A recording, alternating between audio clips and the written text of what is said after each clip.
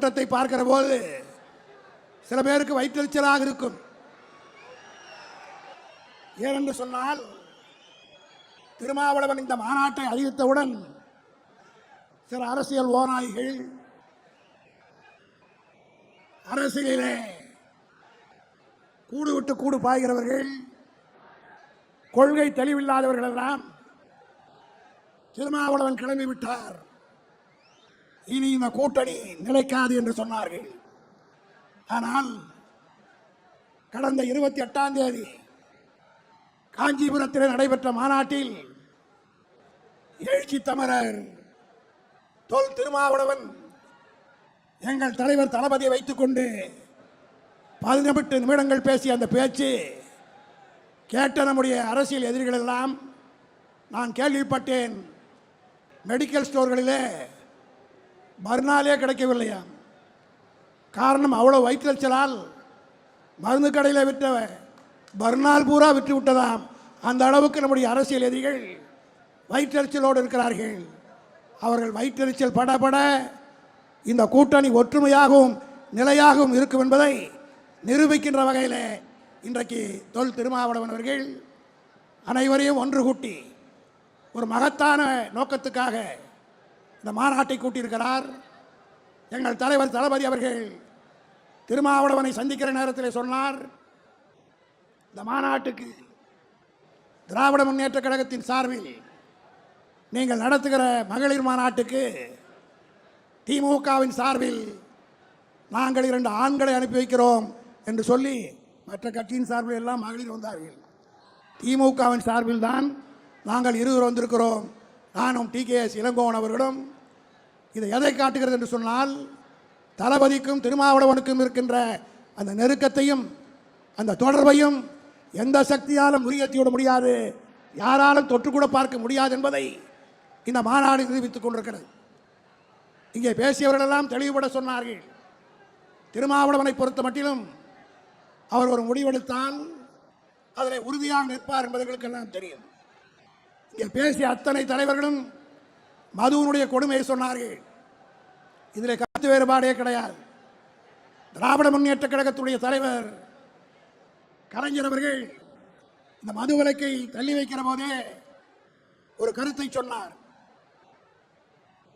மது விலக்கை அமல்படுத்த வேண்டும், அது பிரச்சாரத்தில் வெற்றி பெற வேண்டும் என்று சொன்னால் மக்கள் மத்தியிலே எழுச்சியை உருவாக்க வேண்டும் என்று சொல்லி 1971 தள்ளி வைக்கிற போதே அன்றைக்கு எங்கள் கட்சியினுடைய பொருளாளராக இருந்த அண்ணன் எம்ஜிஆருடைய தலைமையிலே ஒரு குழுவை அமைத்து அந்த குழு நாடு முழுவதும் பிரச்சாரம் செய்யும் என்று சொன்னார்.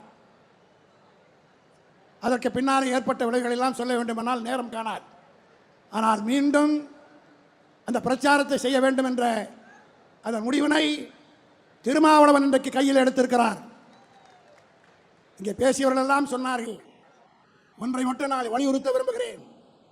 இங்கே வந்திருக்கிற ஒவ்வொரு மகளிரும், இந்த கூட்டத்தில் இருக்கிற ஒவ்வொரு சிறுத்தையும் திருமாவளவனை வைத்துக் கொண்டு இந்த மாநாட்டிலே ஒரு உறுதிமொழி ஏற்க வேண்டும். இந்த மாநாடு கலைந்து செல்லுகிற போது நான் ஒவ்வொருவரும் ஒரு 10 பேரையாவது குடிப்பவர்களை மனமாற்றம் செய்வோம் என்கிற உறுதிப்பாட்டை எடுக்கிற மாநாடாக இது அமைந்தால் கடைகளை யாரும் மூட வேண்டிய அவசியம் இல்லை. கடைகள் தானாக மூடிவிடும். ஒன்றை மட்டும் சொல்லி என்னுடைய உரையை நான் நிறைவு செய்கிறேன். எல்லோரும் எல்லா கருத்தையும் சொன்னார்கள். மதுவிலக்கை முதலிலே தமிழ்நாட்டிலே இதே போல்தான் குடும்ப கட்டுப்பாடு வந்தது. அப்போ எல்லோரும் தாய்மார்கள் வந்திருக்கிற காரணத்தினால் அதை சொல்கிறேன். ஒரு காலத்திலே குடும்ப கட்டுப்பாடு என்றால் மிகப்பெரிய பாவம் என்று இந்த சமுதாயத்திலே தமிழ்நாட்டிலே கருதப்பட்டது. ஆனால் அந்த குடும்ப கட்டுப்பாடு முதலிலே 3க்கு மேல் இல்லை, பிறகு 2 குழந்தைகள், இன்றைக்கு நாம் இருவர் நமக்கொருவர், நாம் இருவர் நமக்கேன் இன்னொருவர் என்று சொல்லக்கூடிய அளவுக்கு தமிழ்நாட்டிலே இந்த குடும்ப கட்டுப்பாடு வெற்றி பெற்றிருக்கிறது என்று சொன்னால் அதுக்கு காரணம் பிரச்சாரம், விளம்பரம். அதைத்தான் செய்ய வேண்டும். ஆனால் அது செய்ததால் தமிழ்நாட்டுக்கு என்ன ஏற்பட்டது? எல்லோரும் இங்கே குறிப்பிட்டதை போல 41 நாடாளுமன்ற உறுப்பினர்கள் தமிழ்நாட்டுக்கு இருந்தார்கள், எம்பிக்கள். குடும்ப கட்டுப்பாட்டால் ஜனத்தொகை குறைந்ததால் 39ஆக ஒன்றிய அரசு குறைத்து விட்டது. இது போன்ற பல ஆபத்துகள் இருக்கிறது.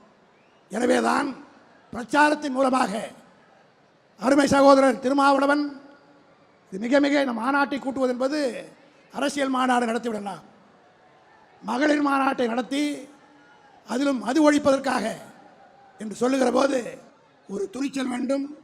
துணிச்சலோடு செய்த திருமாவளவனை திராவிட முன்னேற்ற கழகத்தின் சார்பாக பாராட்டி என் உரையை நிறைவு செய்கிறேன். நன்றி, வணக்கம்.